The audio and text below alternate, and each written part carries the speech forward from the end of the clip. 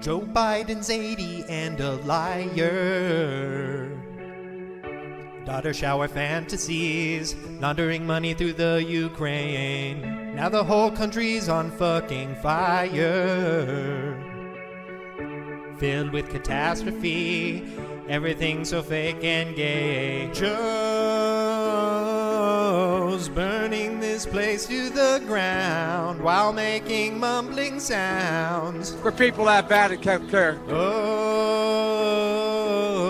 retarded like he has Downs, octogenarian clown. I'll either be rolling an egg or being the good, Biden's got Alzheimer's.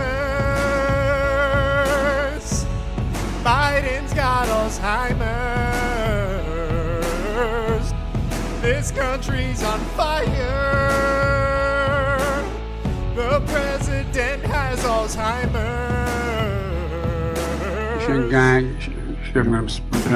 Somebody else has gotta be pulling the strings. 10% for the big guy. He weaponized the DOJ. So retarded he forgot his own damn name. We can only re-elect Donald Trump. Leader of the Western world. Always sniffing little boys and girls. Joe's burning this place to the ground while making mumbling sounds. True international effort to pressure. Oh, retarded like he's got Downs, octogenarian clown. Shanga Koala. Biden's got Alzheimer's. Biden's got Alzheimer's. The country's literally on fire. The president has Alzheimer's.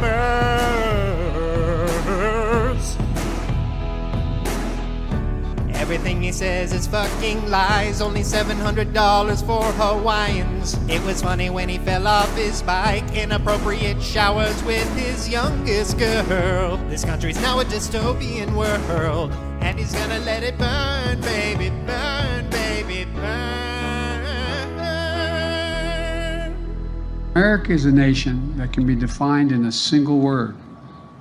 I was going to excuse me. Biden's got Alzheimer's. Biden's got Alzheimer's. The country's on fucking fire. The president has Alzheimer's.